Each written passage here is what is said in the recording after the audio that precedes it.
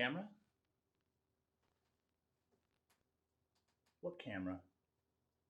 Hey guys, RJ here. Sorry about that. I've been looking to make that joke for a while now. Probably didn't hit for most of you. Point is, let's go ahead and get started with our Westworld Park Theory video.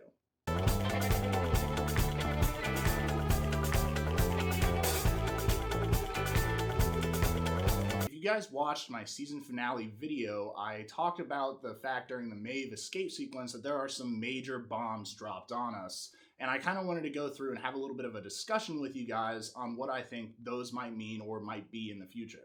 First and foremost, the team of escapees crossed this border from what I can only assume is the end of the building for Westworld, and they cross over this giant bridge. There's this huge gap with all these giant bridges, and Hector's girlfriend looks down and she sees how deep it is. It's a massive structure, and we just haven't really gotten a giant scale yet of how big the actual park operations center are. So anyways, they cross over this bridge, they open up a door, and when they walk in, they see these samurai that are being trained just like all of the Westworld hosts are being trained for guns, they're being trained for swords, and Felix says, we don't have time to talk about this.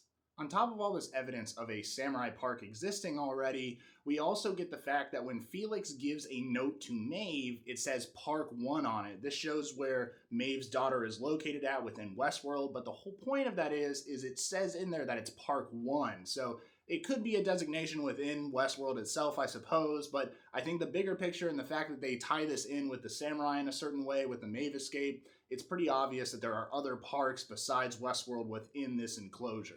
So I've seen a lot of theory videos and reviews complaining about the fact that we might move away from the Western theme that we got for season 1, and a lot of people just complaining in general that they don't like the idea that there are all these other parks that they're going to go visit and interact with, and I don't really want to get into whether I like it or not. I am going to save my critiques for when I actually see the show. I am very interested to see the way Nolan and team goes in a future direction with this narrative, and I think they have a ton of options for that. So I'm not going to rustle my britches just yet. I just want to go over what I think some of the future parks could be and why I think they would be cool. And obviously, I want all of you to take this with a massive grain of salt because I doubt even one or maybe even two of these will get into the show. Point is, this is what I would both like and what I maybe could see them doing on Westworld.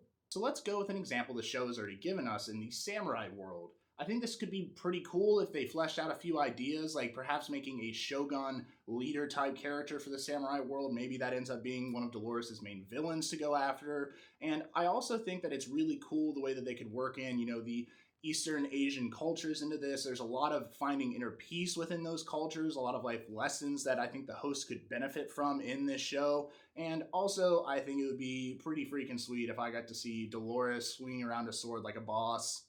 I would be down for that. Oddly enough, since seeing the samurai section of the park, my brain immediately jumped to a pirate world possibility. I can't really explain where I got this from. I just think that pirates in general are really cool, and I think the show could benefit from that. They already have cowboys, which everyone thinks are cool. Pirates are kind of like a logical next step. You have samurai as well.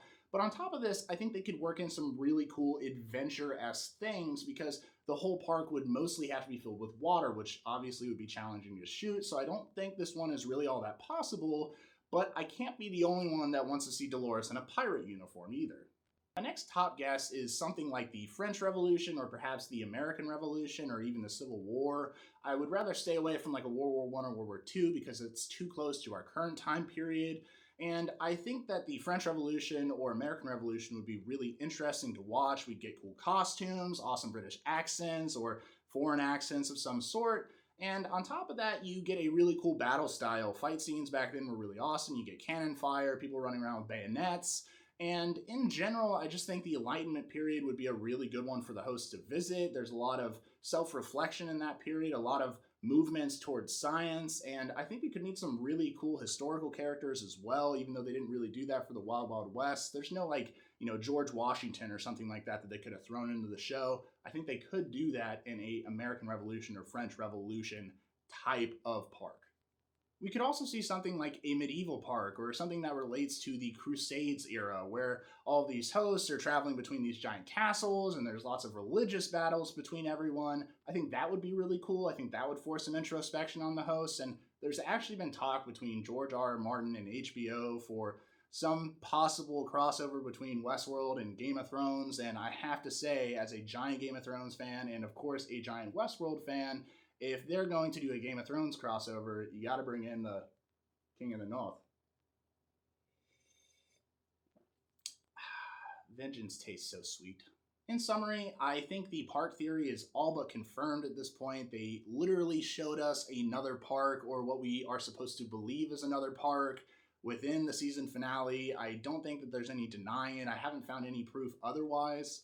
Point is, I am excited for the way that they could take season 2. They pretty much have doors wide open at this point after the savage ending to the season finale. And I know some people are definitely anxious because we're not going to get our second season until 2018.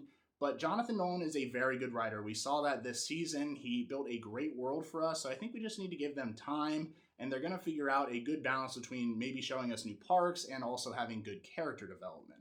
Anyways, guys, as always, thank you so much for watching. It means a lot to us. Please subscribe to this channel if you haven't already. Comment down below. I want to know what parks you guys want to see, what parks you guys think they'll actually put in, and parks that are just absolutely batshit insane that will never happen, but you want it to happen. I want to hear about those. So comment down below on this video. Follow us on social media. Like this video if you liked it. Dislike it if you absolutely hated it.